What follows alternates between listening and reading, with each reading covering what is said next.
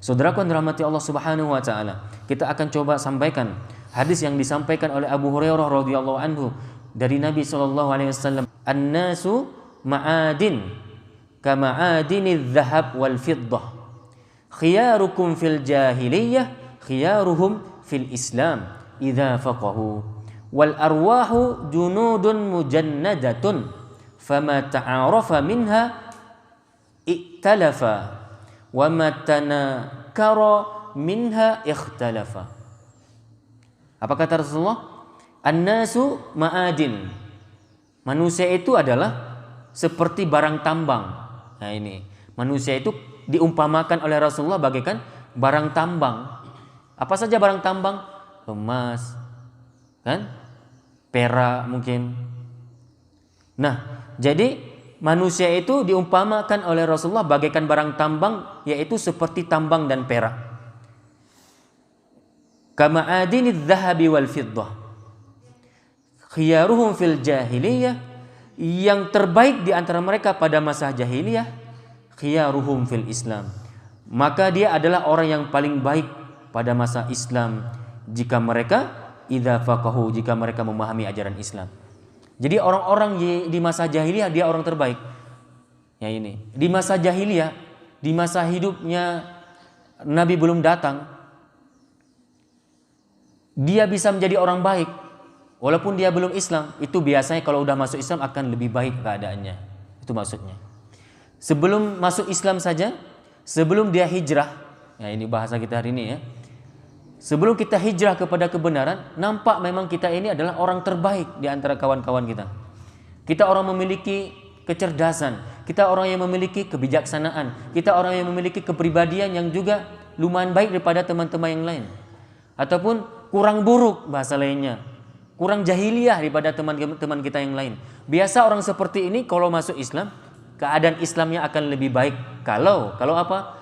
Kalau dia memahami ajaran Islam. Tapi maka orang hijrah, orang yang telah jahiliyah, ya orang yang sedang berada dalam jahiliyah ataupun pernah jahiliyah, kemudian dia berhijrah kepada yang lebih baik. Setelah hijrah dia tidak memahami agama Islam, maka sama saja bagi dia. Islamnya tidak baik juga. Kayak orang Islam ataupun orang kafir masuk Islam, mu'allah masuk Islam. Namun setelah masuk Islam dia tidak memahami agama Islam, ya biasa aja jadi. Namun kalau dia masuk Islam, dia pelajari, ya dengan syarat apa? Dia dalami pemahaman Islam ini, dia dalami tentang Islam ini, insya Allah keadaan Islamnya, keadaan agama akan lebih bagus. Kenapa? Toh dia waktu masa jahiliyah pun orang baik. Ya ini. Kemudian Rasulullah juga melanjutkan, wal arwahu junudun mujannadatun. Dan ruh-ruh itu bagaikan apa ruh? Ruh bagaikan pasukan yang berkelompok-kelompok. Ruh kita orang Islam ini, ruh kita orang beriman, ruh kita manusia secara umum itu bagaikan pasukan yang berkelompok-kelompok. Oke.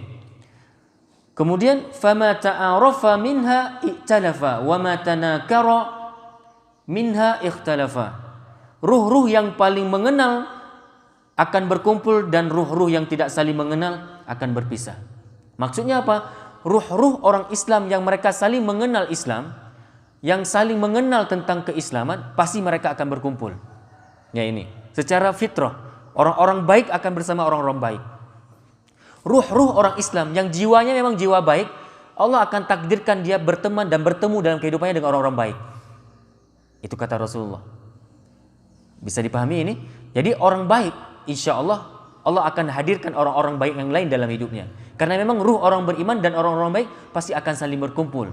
Secara fitrah memang gitu. Kalau kita sudah jadi baik, pasti akan risih berteman dengan orang jahat. Kalau kita sudah menjadi orang baik, pasti kita akan tidak mau pergi ke tempat-tempat maksiat. Nggak cocok jiwa kita. Nggak cocok kita kumpul-kumpul dengan orang seperti itu. Kenapa? Ruh kita nggak nyatu dengan ruh mereka. Ruh kita nggak sama dengan ruh mereka. Ruh kita cuma cocok, condong kepada orang-orang yang sesama ruh dengan kita, yaitu orang-orang baik. Begitu pula sebaliknya.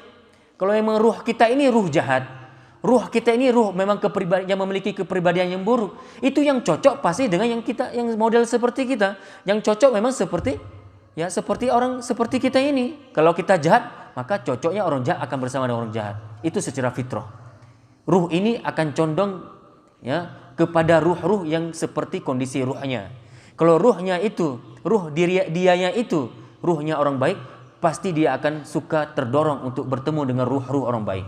Kalau ruh orang itu adalah ruh orang jahat, orang yang penuh dengan maksiat, pasti ruhnya, jiwanya itu akan condong kepada orang-orang yang sama dengan dia. Dan ini sangat logis. Orang jahat, dia akan nyaman dengan orang-orang yang sama dengan dia. Dan dia akan risih, dia akan sangat sulit berteman dengan orang-orang baik. Risih dia. Ternyata seperti itu dalam kehidupan ini. Ruh itu bagaikan kumpulan pasukan, yang mana pasukan ini akan berada dengan pasukan yang cocok dengannya, yang sevisi dan misi dengannya, yang sama perjuangan dengannya. Nggak mungkin kita akan berada dalam saf orang-orang yang nggak ngerti, orang yang kita benci, nggak mungkin. Seperti itulah umpamanya yang telah diberikan oleh Rasulullah, bahwa ruh itu bagaikan satu kelompok ataupun kelompok-kelompok pasukan. Ruh yang saling mengenal akan berkumpul, dan ruh yang tidak saling mengenal akan terpisah. Nah, inilah ya umpamanya kehidupan ini. Pasti kalau kita orang-orang baik akan dipertemukan, akan diikat oleh Allah, akan diberikan sama-sama menjadi orang yang dalam satu kelompok tadi. Namun kalau kita memang orang jahat, kita pasti akan dipisahkan dengan orang baik. Yang cocok pasti dengan orang-orang jahat juga. Wallahu a'lam bishawab. Hadis ini adalah hadis yang diriwayatkan oleh Imam Muslim. Mudah-mudahan hadis ini bisa diambil manfaat.